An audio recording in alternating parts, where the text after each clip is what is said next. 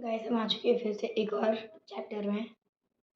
तो फिर हम अब दिखाएंगे कि कौन सा चैप्टर है, वो मेरे पापा बताएंगे। ये है usage of article rule number 2, जिसमें हम बताएंगे आपको कि कहाँ पर एक प्रॉपर नाउन को कॉमन नाउन की तरह यूज़ किया जाता है।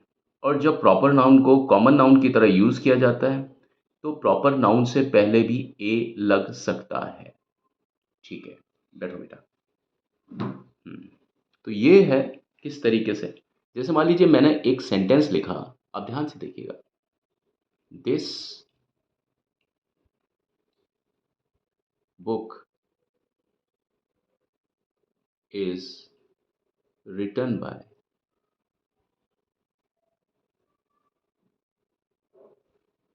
a Hemant.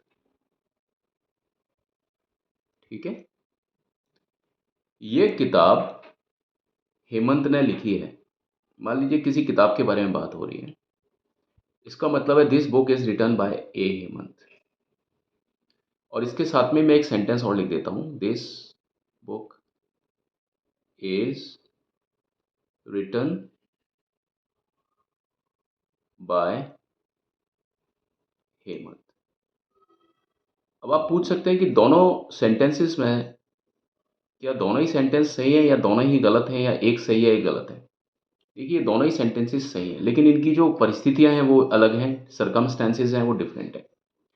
This book is written by Hemant, ये वाक्य तो आपने सुना होगा अक्सर इस तरह का, this book is written by Hemant.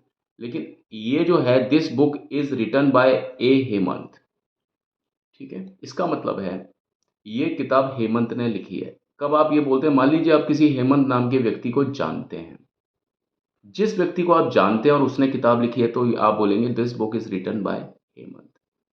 लेकिन आप किसी किताब को देख रहे हैं और वो किताब हेमंत ने लिखी है, लेकिन आपको पता नहीं है कि ये हेमंत है कौन, तो आप कहेंगे कि ये किताब किसी हेमंत ने लिखी है। तो यहां पर ए का मतलब क्या होगा, किसी, यानी ए का मतलब है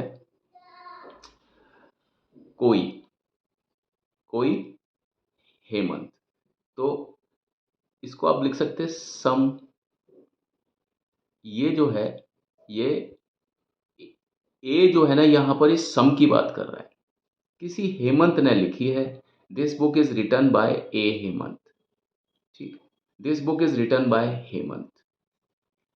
ये स्थिति तब भी आ सकती है, मान लीजिए आप किसी में इंटरेस्टेड नहीं है, आप किसी को जानते हैं लेकिन आप फिर भी उसको उसमें इंटरेस्टेड नहीं है, ठीक है ना, तो भी आप बतौर, कुछ लोग इंसल्ट करने के लिए इस तरह की चीज़ों का यूज़ करते हैं। आप लिख सकते हैं a Hemant has come to us. इसका मतलब है कोई हेमंत आया हुआ है हमारे पास, कोई हेमंत आया हुआ है। ये चीज़ आप कब बोलते हैं, या तो आप हेमंत को जानते ही नहीं हैं, या ये है कि आप हेमंत को बहुत अच्छी तरीके से जानते हैं लेकिन आप उसकी इंसल्ट करते हैं, तो आप ये लिखते हैं a Hemant has come to us. ठीक है, आप देखिए कहाँ ये रूल है कि जो प्रॉपर नाउन है, ये प्रॉपर नाउन है क्योंकि ये किसी का नाम है। मान लीजिए मेरा नाम है तो ये एच कैपिटल है, ये नाम है ना। और प्रॉपर नाउन है, किसी का नाम होता है, प्रॉपर नाउन होता है, प्रॉपर नाउन से पहले ए नहीं आता। लेकिन जहां पर कंडीशंस इस तरह की, जैसा मैंने बताया कि कोई हेमंत आया हुआ है, तो हम हिंदी में कब बोलते हैं कोई आया हुआ है, ये दो स्थिति में, या तो हम उस व्यक्ति को जानते नहीं हैं या हम उसकी खिल्ली या उसका मजाक उड़ाते हैं, उसकी इंसल्ट करते हैं तब। लेकिन अगर मान लीजिए मैं यहाँ लिख देता हूँ Hemant has come to us, यहाँ पर है कि हेमंत आया हुआ है हमारे पास या हेमंत आए हुए हैं हमारे पास, ठीक है। तो कोई हेमंत आया हुआ है, कोई हेमंत आया है, ये हम कब बोलते हैं, ये आपको मालूम होगा अब।